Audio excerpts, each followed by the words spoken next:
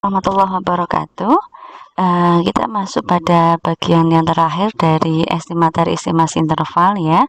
Pada kesempatan kali ini ada dua pokok bahasan, yaitu interval kepercayaan untuk sigma kuadrat atau variansi dan interval kepercayaan untuk perbandingan variansi atau sigma 1 kuadrat dibanding sigma 2 kuadrat ya.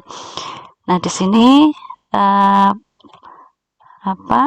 sedikit berbeda dengan distribusi sebelumnya ya, dimana yang sebelumnya kita menggunakan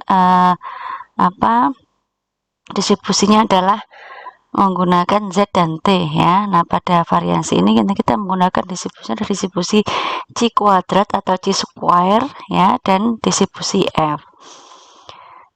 Untuk interval kepercayaan variansi, di sini dimisalkan ada X1, X2, X3 sampai Xn yang merupakan suatu sampel dari suatu populasi, di mana Xi-nya atau variabel random itu merupakan berdistribusi normal dengan minnya mu dan variansinya sigma kuadrat. Dan diketahui bahwa estimasi dari variansi kuadrat atau sigma kuadrat itu adalah S kuadrat ya. Selain itu diketahui bahwa transformasi C kuadrat ya, transformasi C kuadrat dengan derajat kebebasannya adalah n-1 itu dinyatakan seperti ini. Jadi ini C kuadrat ya, bacanya C kuadrat seperti huruf X ya, tapi ini bukan huruf X, jadi nanti kalian perlu tahu bahwa simbol ini bukan X, dan di equation sepertinya tidak ada. Nanti kalau kalian mengerjakan tugas akhir, simbol-simbolnya banyak dipakai dan masih banyak yang keliru ya. Jadi simbol C kuadrat ini justru diperoleh pada simbol ya, jadi di equation itu tidak ada. Saya lihat di equation itu tidak ada simbol C kuadrat. Nah, tidak ada. Jadi saya dapatkan pada equation pada simbol ya. Nah, di simbol di sini. Nah, di sini ini sudah masuk list yang digunakan ya, tapi mencarinya di sini di simbol basic Latin ini ya. Nah, nanti ada dicari ya, nanti ada C kuadrat seperti ini. Nah, di sini C kuadrat adalah n-1 dikali S kuadrat ya. S ini adalah simpangan baku sampel variansi kuadrat, sigma kuadrat variansi dari populasi. Dengan kata lain, C kuadrat ini adalah C kuadrat yang distribusi C kuadrat dengan alfa n-1. Ini alfa ya. Ini adalah alfa. Kita tambahi dulu. Alfa dengan derajat kebebasannya adalah n-1, dengan n adalah banyaknya sampel. Nah, di sini ini ilustrasi saja ya. Ini saya kira di bawah saja. Nah, ilustrasi ini seperti ini. Kalau kemarin distribusi normal, kita lihat bahwa kurvanya itu berbentuk simetris ya. Kemudian 0 ini nilai letaknya di tengah sini ya. Nah, untuk distribusi C kuadrat atau distribusi F ini bentuknya sedikit berbeda. Jadi garis ini ya, garis 0 ini atau X-nya ini ada di ujung kiri dari kurva seperti itu. Bentuknya juga seperti itu. Nah, di sini luasan antara kanan dan kiri sama. Ini alfa per 2, ini alfa per 2. Kiri 1 min alfa, tapi di sini titik-titik ini ya. Nah, ini agak berbeda. Nah, yang sebelah kanan nanti kita pakainya adalah ini karena F jadinya F ya. Nanti kalau C kuadrat juga menyesuaikan C kuadrat alfa per 2, kemudian sebelah kirinya adalah C kuadrat 1 min alfa per 2 ya, seperti itu. Nah, sehingga di sini nanti bentuknya menjadi sini C kuadratnya ini ya, C kuadrat diantara C kuadrat 1 kurangi alfa per 2 lebih kecil dari C kuadrat alfa per 2 ya, seperti itu. Ini X nya belum saya ganti.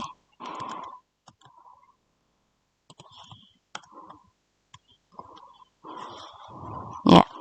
Nah, di sini berdasarkan transformasi ini ya, diperoleh, ya kita substitusikan persamaan atau transformasinya.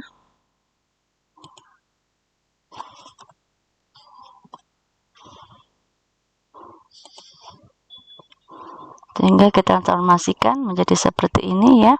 Kemudian di sini ini maka akan ikut bergeser.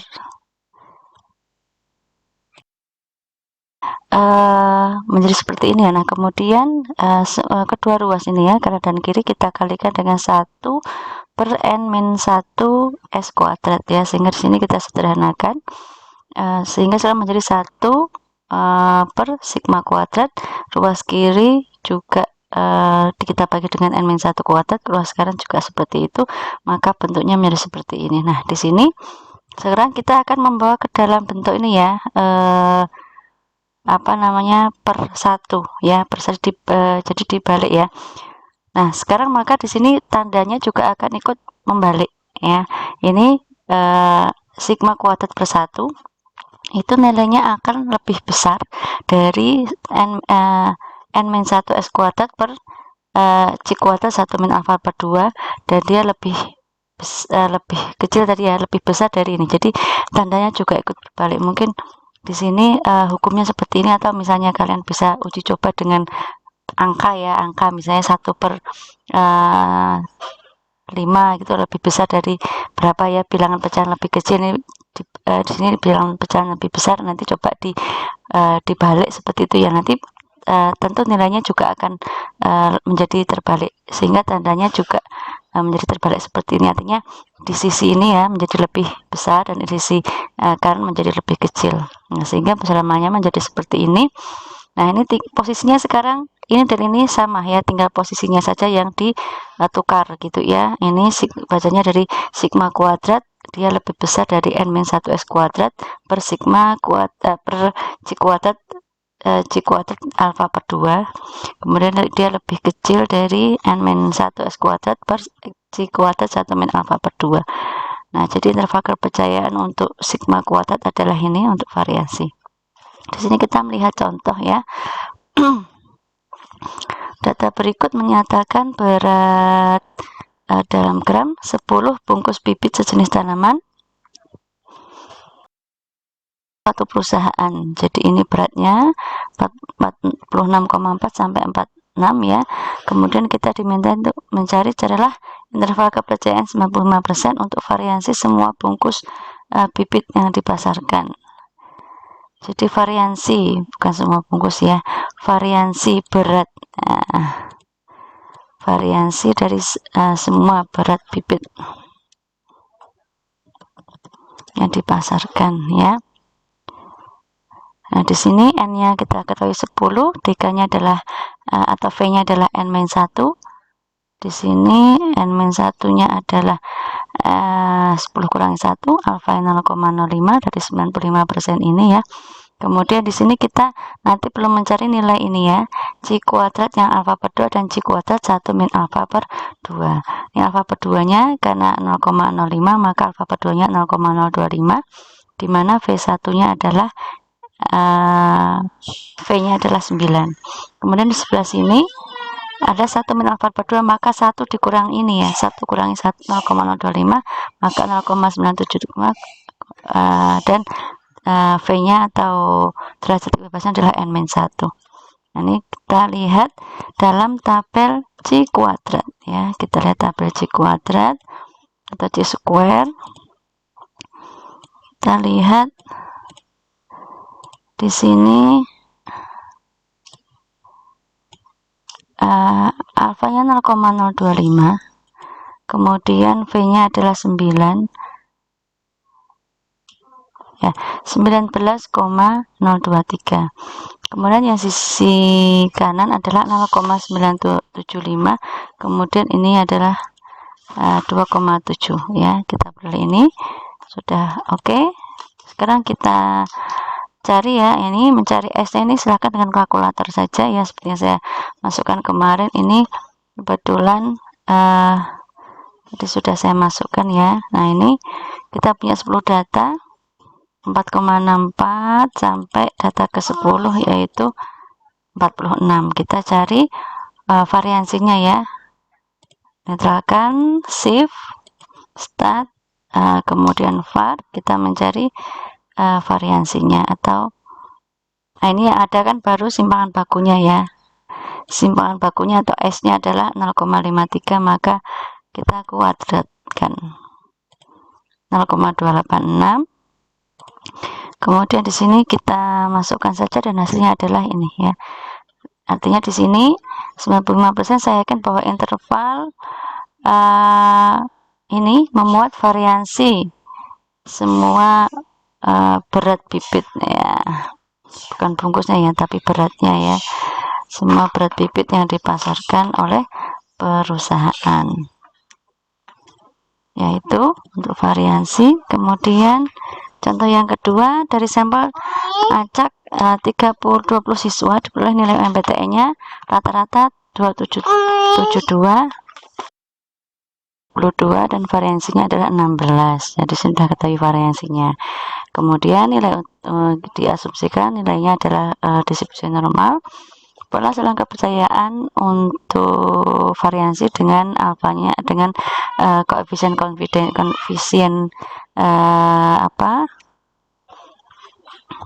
kepercayaan ke 98%. Kemudian di sini diketahui N-nya adalah 20, S kuadratnya 16, kemudian ini alfa ya, 0,02, sehingga di sini alfa per 2 nya 0,01 dan DK-nya adalah tadi 20 min 1 ya. Jadi mungkin sini perlu saya beri catatan, DK itu adalah N min 1 ya. Ya. Kemudian di sini kita lihat tabel chi-square-nya ya, tabel chi-square, di mana tabel chi-square-nya adalah kita alfa 0,01 dan DK-nya adalah 19. Di sini ada angka 36,19 ya.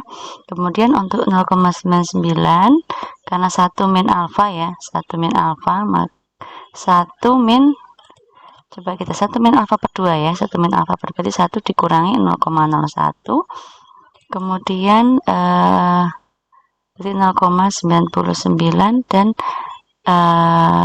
DK nya adalah 19, ada nilainya 7,63. Kita cek di sini 7,63 ya. Oke. Ya. Oke, sudah oke. Nah, di sini perlu saya perbaiki ya, nanti saya koreksi, sehingga interval percayaan untuk variansi nilai MBTI semua siswa adalah ini. Ya, di sini N-1 kali S kuadrat dibagi dengan ini chi-square tabel yang alfa per 2, ini chi-square tabel 1 min alfa per 2 ya. Mungkin konsisten saja karena kita pakai 19, maka kita pakai 1,19 dan 7,63, hasilnya adalah ini. Ini adalah interpretasinya ya, seperti yang sudah ya, bahwa nilai MBTI semua siswa bahwa yakin bahwa memuat apa ini, memuat ya, memuat variansi ya, variansi nilai MBTI semua siswa ya, memuat bahwa interval ini ya, interval